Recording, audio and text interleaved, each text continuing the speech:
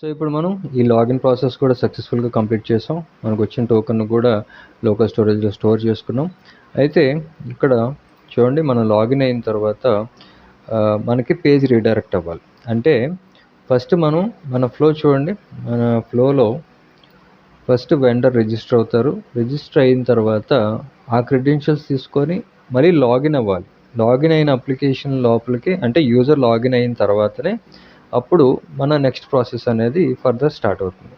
కాబట్టి ఇక్కడ first register అయిన తర్వాత ఆటోమేటిక్గా రిజిస్టర్ సక్సెస్ అయిన తర్వాత లాగిన్ పేజ్కి రీడైరెక్ట్ అవ్వాలి కదా. సో దానికి ఒక చిన్న కండిషన్ అప్లై చేయొచ్చు. సో మన ప్రాజెక్ట్లోకి వచ్చి ఇక్కడ మనకి రిజిస్టర్ కాంపోనెంట్ ఉంది కదా. రిజిస్టర్ కాంపోనెంట్ ఓపెన్ చేసి ఫస్ట్ చూడండి, మనం ఇక్కడ మన అప్లికేషన్లో రిజిస్టర్ దగ్గర క్లిక్ చేస్తే రిజిస్టర్ ఫామ్ ఓపెన్ అవుతుంది. లాగిన్ దగ్గర క్లిక్ చేస్తే లాగిన్ ఫామ్ మాత్రమే ఓపెన్ అవుతుంది. అలాగే సైడ్ బార్లో ఉన్న యాడ్ ఫార్మ్ క్లిక్ చేస్తే ఈ ఫామ్ ఓపెన్ అవుతుంది. ప్రోడక్ట్ క్లిక్ చేస్తే ప్రోడక్ట్. ఇవన్నీ ఎలా ఓపెన్ అవుతున్నాయి?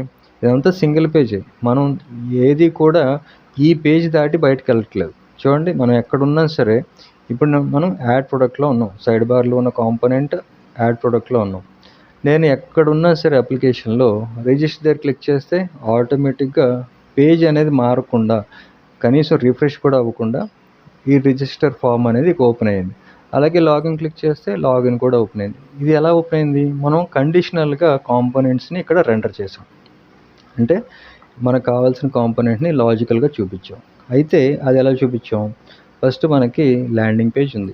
ఈ ల్యాండింగ్ పేజ్లో చూడండి, మనకి అన్ని కాంపోనెంట్స్ ఈ ల్యాండింగ్ పేజ్లోనే చూపించాం. నావ్ బార్ కావచ్చు, సైడ్ బార్ కావచ్చు, login component, register component, add form, add product, ఈ కాంపోనెంట్స్ అన్నీ ఒకే పేజ్లోకి తీసుకొచ్చి ఇక్కడ మనం కండిషన్స్ రాసి ఏ కండిషన్ మీట్ అయితే ఆ కండిషన్ తాలూకు అవుట్పుట్ అనేది చూపించాం కదా. సో ఇక్కడ ప్రతి కాంపోనెంట్ ఫైర్ అవ్వడానికి మన దగ్గర లాజిక్ ఉంది కదా. ఫర్ ఎగ్జాంపుల్, ఈ రిజిస్టర్ కాంపోనెంట్ ఉంది కదా. ఈ రిజిస్టర్ కాంపోనెంట్ ఎప్పుడు ఫైర్ అవ్వాలి అనేది కూడా ఈ షో రిజిస్టర్ అనే స్టేట్ డిసైడ్ చేస్తుంది. దీని తాలూకా లాజిక్ ఈ షో రిజిస్టర్ హ్యాండ్లర్ అనే ఫంక్షన్లో రాసాం. కాబట్టి దీన్నే బేస్ చేసుకొని మనకి కావాల్సినట్టుగా రీడైరెక్ట్ కూడా చేయొచ్చు. సో ఎప్పుడైతే మన రిజిస్ట్రేషన్ అనేది సక్సెస్ అవుతుందో, అంటే వెంటనే సక్సెస్ఫుల్గా రిజిస్టర్ అవుతారో, అప్పుడు నెక్స్ట్ స్టెప్లో మనం లాగిన్ పేజ్ అనేది ఓపెన్ అవ్వాలి, లాగిన్ ఫామ్. సో దానికోసం మన ప్రాజెక్ట్లో ఫస్ట్ ఈ రిజిస్టర్ కాంపోనెంట్ ఓపెన్ చేసి ఇక్కడ కొంచెం జూమ్ తగ్గిస్తాను. ఇక్కడ చూడండి, ఇది ఏపీఐ కాల్ చేసాం. ఈ ఏపీఐ కాల్ చేసిన తర్వాత ఇక్కడ ఈ ట్రై బ్లాక్లో మనకి ఈ సక్సెస్ బ్లాక్, ఇది సక్సెస్ బ్లాక్. అంటే రెస్పాన్స్ ఓకే అయినప్పుడు మనం ఈ కోడ్ని ఇంప్లిమెంట్ చేసాం. ఇక్కడ మన ల్యాండింగ్ పేజ్లో ఈ లాగిన్ ఫార్మ్, అంటే మనం రిజిస్టర్ అయిన తర్వాత నెక్స్ట్ స్టెప్ ఏంటి? లాగిన్ ఫార్మ్ కదా, లాగిన్ చూపించాలి. కాబట్టి ఈ లాగిన్ ఓపెన్ చేయడానికి మనం కండిషన్ ఏం రాసాం? ఇక్కడ షో లాగిన్ హ్యాండ్లర్. ఈ ఫంక్షన్ని కాల్ అయితే సరిపోతుంది అంతే.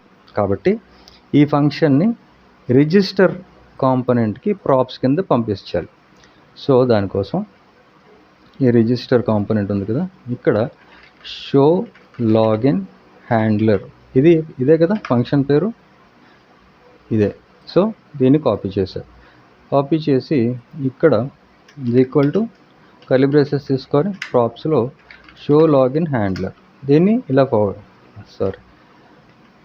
ఇక్కడ షో లాగిన్ హ్యాండ్లర్ ఇలాగా ప్రాప్స్లో ఈ ఫంక్షన్ని పాస్ చేసాం. నెక్స్ట్ రిజిస్టర్ కాంపోనెంట్లో ఇది రిజిస్టర్ కాంపోనెంట్ కాబట్టి ప్రాప్స్ రిసీవ్ చేసుకోవడానికి రీస్ట్రక్చర్ చేసి షో లాగిన్ హ్యాండ్లర్, ఈ ఫంక్షన్ని ప్రాప్స్ ద్వారా ఈ రిజిస్టర్ కాంపోనెంట్లో రిసీవ్ చేసుకున్నాం. మనం ఎప్పుడైతే మనకి రెస్పాన్స్ ఓకే వస్తుందో, అంటే సక్సెస్ఫుల్గా వెండర్ రిజిస్టర్ అయ్యారో, అప్పుడు మనం ఈ ఫంక్షన్ కాల్ చేస్తాం. So simple, show login handler. Function call చేయాలంటే పారాంథసిస్ ఇవ్వాలి. ఇలా పారాంథసిస్ ఇస్తే ఎప్పుడైతే ఈ యాక్టివిటీ ఫుల్ఫిల్ అవుతుందో అప్పుడు ఈ ఫంక్షన్ అనేది ఆటోమేటిక్గా కాల్ అవుతుంది. సేవ్ చేశారు. ఎప్పుడైతే ఈ ఫంక్షన్ కాల్ అయిందో, ఇక్కడ ఈ ల్యాండింగ్ పేజ్లో ఉన్న ఈ ఫంక్షన్ ఫైర్ అవుతుంది. ఈ ఫంక్షన్ ఫైర్ అయితే ఈ స్టేట్ ట్రూ అవుతుంది. ఈ స్టేట్ ట్రూ ఎప్పుడైతే అయిందో అప్పుడు ఈ లాగిన్ ఫామ్ ఓపెన్ అయిపోతుంది, ఈ లాగిన్ కాంపోనెంట్, అంతే కదా. సో ఇప్పుడు మళ్ళీ ఒకసారి మన అప్లికేషన్లోకి వెళ్ళి కొత్తగా ఒక రిజిస్టర్ని, ఒక వెండర్ని రిజిస్టర్ చేద్దాం. సో ఇక్కడ నేను ఫర్ ఎగ్జాంపుల్ సండే పేరుతో ఒక సండే వద్దులేండి, ఆల్రెడీ సండే ఇక్కడ ఏదో చూపిస్తుంది కాబట్టి ఫ్రైడే పేరుతో ఒక యూజర్ నేమ్ తీసుకున్నాను వెండర్కి. అలాగే friday@gmail.com, okay, email and password వచ్చి 1234 ఇచ్చాను, సబ్మిట్ చేశాను. Vendor registered successful. ఇప్పుడు మనం ఓకే చేయగానే లాగిన్ కాంపోనెంట్ ఇక్కడ మనకు ఓపెన్ అవ్వాలి. అవుతుందో చూద్దాం. చూడండి, ఓపెన్ అయిపోయింది వెండర్ లాగిన్. కండిషనల్గా రెండర్ చేసాం, పేజ్ రిఫ్రెష్ అవ్వలేదు, మనం ఈ పేజ్ వదిలి బయటకు వెళ్ళలేదు, లింక్ ఇవ్వలేదు, ఏమి ఇవ్వలేదు, చిన్న కండిషన్ రాసాం అంతే. సో ఇలాగే ఎప్పుడైతే మనం లాగిన్ ఓపెన్ అయ్యామో, అంటే లాగిన్ అనేది సక్సెస్ అయ్యామో, అప్పుడు మనం మళ్ళీ ఇలాగే ఇంకొక మనకు కావాల్సిన కాంపోనెంట్ని ఇక్కడ చూపించవచ్చు. సో ఏం చూపిద్దాం, ఒక వెల్కమ్ పేజ్ చూపిద్దాం. దానికోసం మన ఫ్రంట్ ఎండ్లో ఈ ఎస్ఆర్సి ఫోల్డర్లో వెండర్ డాష్బోర్డ్ కాంపోనెంట్స్ లోపల ఒక ఫామ్ తీసుకున్నాను. ఫామ్స్ వద్దులేండి, ఫామ్స్లో ఆల్రెడీ ఫామ్ ఇవి ఉన్నాయి కదా. కాంపోనెంట్స్లోనే వెల్కమ్ పేరుతో వెల్కమ్ .jsx పేరుతో ఒక ఫైల్ క్రియేట్ చేశాను. REFC హిట్ చేసి ఒక కాంపోనెంట్ క్రియేట్ చేశాను. తర్వాత దీనికి ఒక h2 ట్యాగ్ ఇచ్చి వెల్కమ్ అని రాశారు. ఇది ఓన్లీ ఎగ్జాంపుల్ కోసమే, మళ్ళీ దీన్ని స్టైల్ చేద్దాం. ఈ వెండర్ పేరుని బట్టి కూడా స్టైల్ చేద్దాం, వెండర్ పేరు బ్యాక్ ఎండ్ నుంచి తీసుకొని కూడా. సో ఇది మనకి ఫైర్ అవ్వాలి అంటే ఈ కాంపోనెంట్ ఎప్పుడు ఫైర్ అవ్వాలి? సో దీన్ని కూడా మనం ఈ ల్యాండింగ్ పేజ్లో దీనికి ఈ const show welcome set show welcome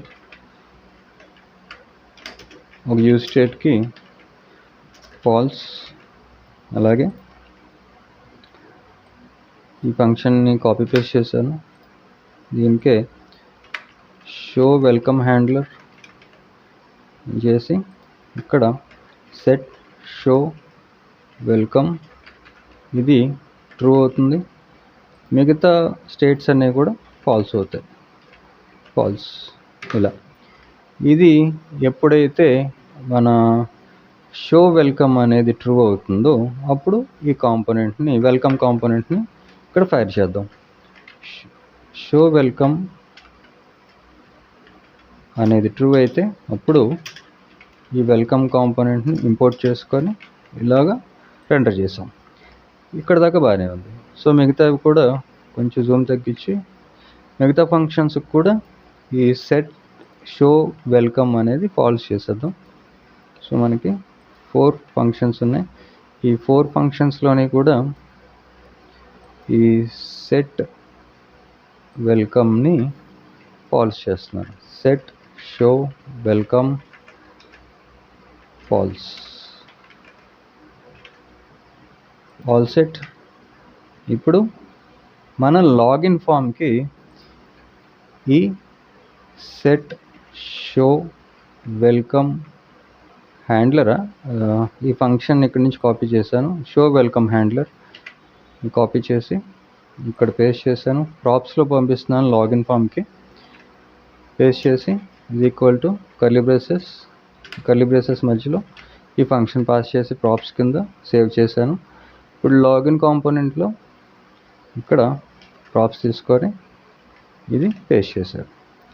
so ఎప్పుడైతే మనం లాగిన్ సక్సెస్ అయ్యామో, ఇక్కడ లాగిన్ సక్సెస్ అయినప్పుడు ఈ ఫీల్డ్స్ అన్ని క్లియర్ చేసాం కదా, లోకల్ స్టోరేజ్లో లాగిన్ టోకెన్ కూడా సేవ్ చేసుకున్నాం, స్టోర్ చేసుకున్నాం. ఓకే, సో ఇప్పుడు ఇది ఫంక్షన్ కాల్ చేస్తున్నాం కాబట్టి పారాంథసిస్ ఇచ్చారు. ఇలా సేవ్ చేశాను.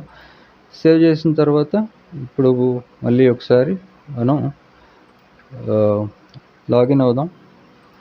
ఫ్రైడే పేరుతో ఒక రికార్డ్ ఉంది కదా, friday@gmail.com అండ్ 1234 సబ్మిట్ చేశాను, లాగిన్ సక్సెస్, ఓకే చేశాను. చూడండి వెల్కమ్.